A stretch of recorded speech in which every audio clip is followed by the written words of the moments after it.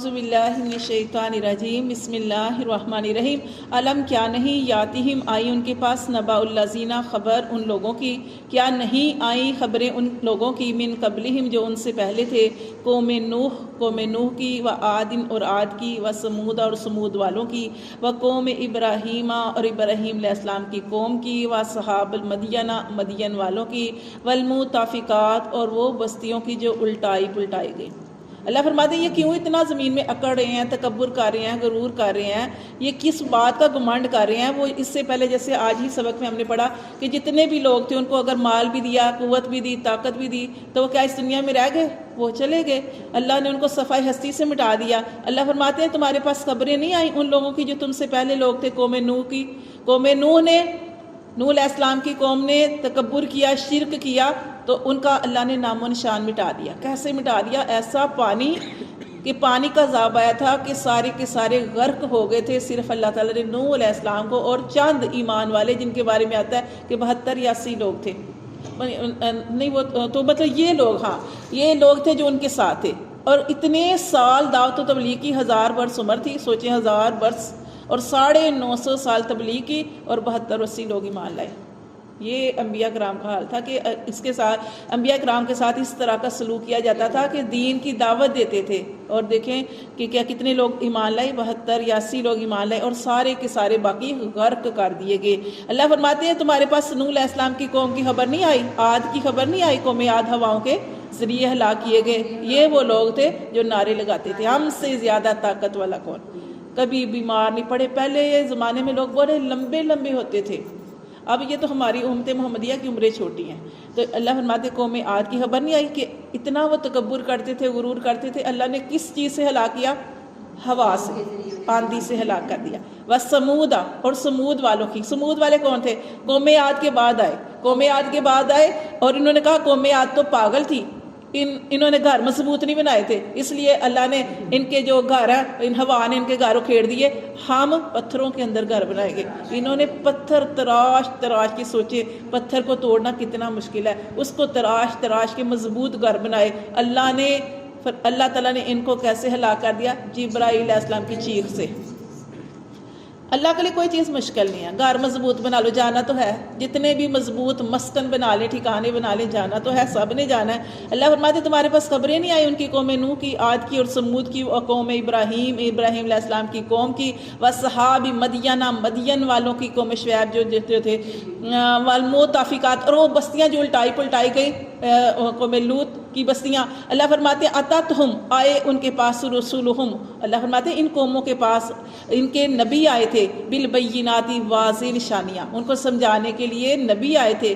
اللہ فرماتے ہیں فما کان اللہ پھر نہ ہوا اللہ لیظلمہم کہ ان پر ظلم کرتا، ولکن کانوا انفسہم یظلمون لیکن وہ ایسے تھے، اللہ نے ان کے اوپر ظلم نہیں کیا کہ خود ہی اپنی جانوں پر ظلم کرنے والے تھے، کہ نبیوں کو انہوں نے جھٹلایا، اللہ کی بات نہیں مانی، اللہ کے پیغمبروں کی بات نہیں مانی، تو اللہ تعالیٰ نے ان کو صفحہ ہستی سے مٹا دیا۔ لیکن یہ اللہ نے ان پر ظلم نہیں کیا کیونکہ اللہ نے ان کے لیے نبی بھیجے تھے۔ پھر اللہ فرماتے والمؤمنون والمؤمنات، جیسے ہم نے کفار کے بارے میں پڑھا، منافقین کے بارے میں پڑھا، ایسے ہی اب ایمان والوں کے بارے میں آ رہا ہے کہ ایمان والے مرد، والمؤمنات اور ایمان والی عورتیں، بعضهم اولیاء بعض، وہ ایک دوسرے کے رفیق ہیں، ساتھی ہیں۔ یامرون بالمعروف، وہ کیا کرتے ہیں ایمان والے مرد اور عورتیں؟ اللہ فرماتے ہیں وہ حکم دیتے ہیں بھلائی کا، وَيَنْهَوْنَ اور وہ منع کرتے ہیں عن المنکر برائی سے۔ یہ ہے ایمان، کیا کرتے ہیں کہ نیکی کا حکم دینا اور برائی سے روکنا۔ یہ وہ کون سا کام ہے؟ یہ وہ کام ہے جس کی ڈیوٹی نبی پاک صلی اللہ علیہ وسلم اپنی امت پر لگا کے گئے ہیں کہ میرے بعد کوئی نبی نہیں آئے گا، میں آخری نبی ہوں، میرے بعد اس قوم کو دعوت دینا، سمجھانا، یہ امت محمدیہ کے لوگوں کا فرض ہے۔ اللہ فرماتے ہیں نبی پاک صلی اللہ علیہ وسلم فرمایا کہ اللہ تعالیٰ نے قرآن میں فرما دیا کہ ایمان والے مرد اور ایمان والی عورتیں کون ہیں؟ یہ حکم دیتے ہیں، یہ آپس میں ایک دوسرے کے رفیق ہیں، یہ حکم دیتے ہیں بالمعروف بھلائی کا، وَيَنْهَوْنَ عَنِ الْمُنْكَرِ اور منع کرتے ہیں برائی سے، وَيُقِيمُونَ الصَّلَاةَ اور نماز قائم کرتے ہیں، وَيُؤْتُونَ الزَّكَاةَ اور زکوٰۃ بھی ادا کرتے ہیں۔ جیسے نماز ضروری ہے ایسے ہی زکوٰۃ بھی ضروری ہے۔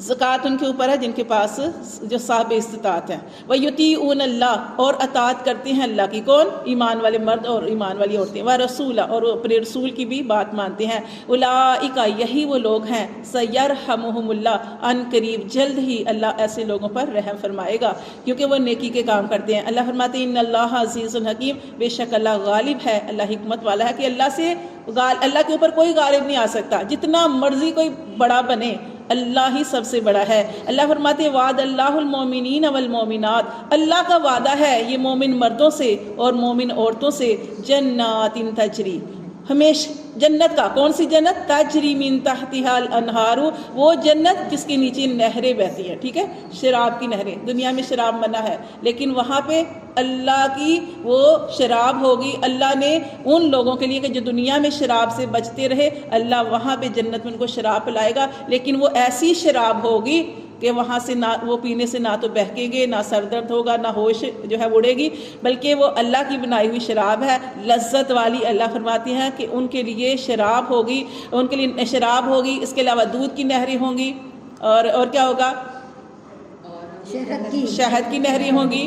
یہ اللہ تعالیٰ نے ایمان والے مردوں اور عورتوں کے لیے یہ ساری نعمتیں تیار کی ہیں. اللہ فرماتے خالدین فیہا، وہ ان نعمتوں میں ہمیشہ رہیں گے، ہمیشہ. جیسے ہم نے منافقین کے بارے میں پڑھا کہ وہ جہنم میں ہمیشہ رہیں گے، کفار کے بارے میں پڑھا وہ جہنم میں ہمیشہ رہیں گے، لیکن اللہ نے ایمان والوں کے لیے فرمایا کہ وہ جنت میں ہمیشہ رہیں گے. وَمَسَاكِنَ اور مسکن ہوں گے طیبات پاکیزہ. دنیا میں تو جتنا مرضی اپنے گھروں کو پاک کر لیں، صاف کر لیں، لیکن وہ جنت کے مسکنوں کی طرح نہیں ہو سکتے. جنت کے ٹھکانے پاکیزہ ٹھکانے ہیں. اللہ فرماتے فی جنات عدن، اور ہمیشگی والی جنت. ورضوان من اللہ اکبر، اور اس سے بڑی چیز اللہ کی رضامندی. وہ کیا ہے نا کہ ایک حدیث میں آتا ہے کہ اللہ تبارک و تعالیٰ ایمان والے مردوں اور عورتوں سے جب وہ جنت میں چلے جائیں گے، ہر طرح کی نعمتیں ہوں گی، اللہ تعالیٰ کا دیدار ہوگا.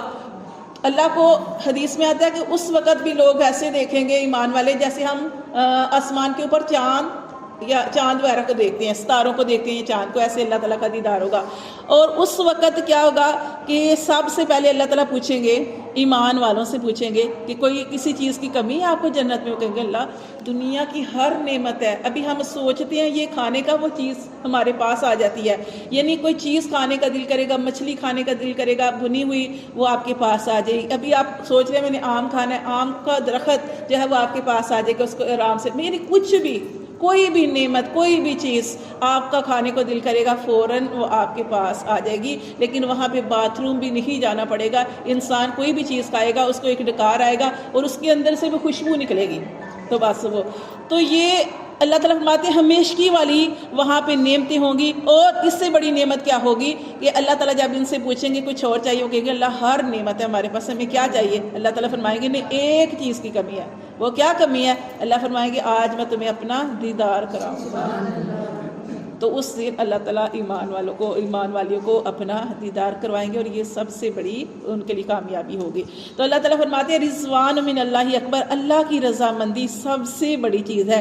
ذالک هو الفوز العظیم، اللہ فرماتے ہیں جس کو یہ مل گیا وہ اصل کامیابی ہے. هو الفوز العظیم، یہ اصل کامیابی. آج ہم دنیا میں یہ بار بار یہی کہا جاتا ہے نا، ہم سمجھتے ہیں دنیا میں جس کو سارا کچھ مل گیا یہ کامیابی ہے. یہ کامیابی نہیں ہے. کیا جن کے پاس زیادہ مال ہے ان کی اولاد زیادہ فرما بردار ہے؟ نہیں، ایسا کچھ بھی نہیں ہے.